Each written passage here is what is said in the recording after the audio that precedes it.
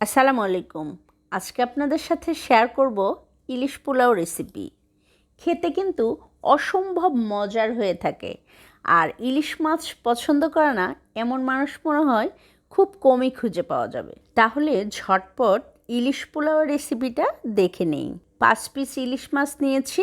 এবার মাছগুলো ম্যারিনেট করে নেব। 3 টেবিল চামচ টক দই দিয়ে দিয়েছি। আর এখানে দিয়ে দিচ্ছি 1 চা চামচ আদা বাটা, 1 চা চামচ রসুন বাটা। সেই সাথে দিয়ে দিচ্ছি 3 টেবিল চামচ পেঁয়াজ বাটা, 1 টেবিল চামচ লাল মরিচের গুঁড়ো, আর দিয়ে দিচ্ছি 1 চা চামচ জিরে, 1 চা চামচ ধনিয়ার গুঁড়ো। সেই সাথে স্বাদ মতো লবণ দিয়ে দিয়েছি আর সামান্য একটু তেল অ্যাড করে দিচ্ছি। এবার মশলাগুলো খুব ভালো করে হাত দিয়ে ম্যারিনেট করে নেব। ম্যারিনেট করা হয়ে গেলে এখানে মাছের পিসগুলো দিয়ে আবারও 10 মিনিটের জন্য খুব ভালো করে ম্যারিনেট করে রেখে দেব। 10 মিনিট পরে চুলায় একটা প্যান বসিয়ে তেল দিয়ে দিয়েছি একটু বেশি পরিমাণে। এখানে আমি বেরেস্তা ভেজে নেব। 1.5 কাপ পেঁয়াজ দিয়ে বেরেস্তা ভেজে নিচ্ছি। হয়ে গেছে, এবার উঠিয়ে নিচ্ছি।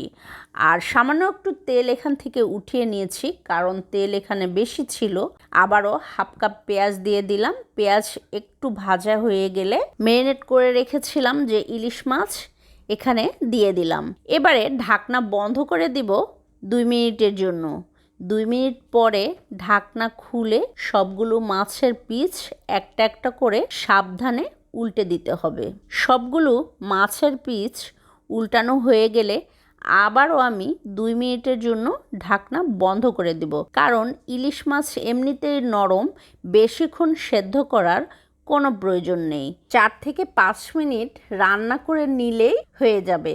এই যে হয়ে গেছে, ঢাকনা খুলে এবার সবগুলো মাছের পিস একটা একটা করে সাবধানে উঠিয়ে নেব। একটু সাবধানতা অবলম্বন করতে হবে, তাড়াহুড়ো করতে গেলে দেখা যাবে যে মাছের পিসগুলো ভেঙে গেছে, তখন আর দেখতে ভালো লাগবে না। এখানে আমি 500 গ্রাম বাসমতি চাল আধা ঘন্টা পানিতে ভিজিয়ে রেখেছিলাম। তারপরে পানি ঝরিয়ে এখানে দিয়ে সামান্য একটু ভেজে নিলাম। ভাজা হয়ে গেলে পরিমাণ মতো পানি দিয়ে দিচ্ছি আর দিয়ে দিলাম লবণ, সেই সাথে অ্যাড করে দিলাম কাজু বাদাম। ঢাকনা বন্ধ করে দিয়ে পানি শুকিয়ে আসা পর্যন্ত অপেক্ষা করব। এরপরে ঢাকনা খুলে এখানে পেঁয়াজের বেরেস্তা দিয়ে দিচ্ছি। আপনারা আপনাদের পছন্দ মতো দিয়ে দিবেন। এর উপরে সে যে ইলিশ মাছ উঠিয়ে রেখেছিলাম সেগুলো চালের উপরে এখন বিছিয়ে দেব।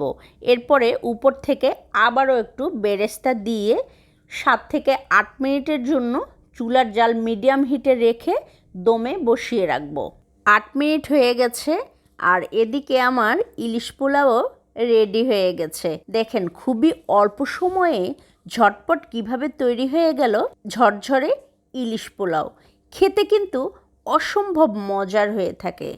আর এই ইলিশ পোলাও কিন্তু আমার বাসায় সবাই পছন্দ করেছে, তাদের নাকি খুবই ভালো লেগেছে। তো আপনারা যদি আমার এই রেসিপি ফলো করে বাসায় তৈরি করেন তাহলে ইনশাল্লাহ আপনাদের বাসার সবাইও খুবই পছন্দ করবে। আশা করছি আজকের এই ইলিশ পোলাও রেসিপি আপনাদের ভালো লেগেছে। সবাই ভালো থাকবেন, সুস্থ থাকবেন। দেখা হবে আবারও কোনো সহজ রেসিপিতে। আল্লাহ হাফেজ।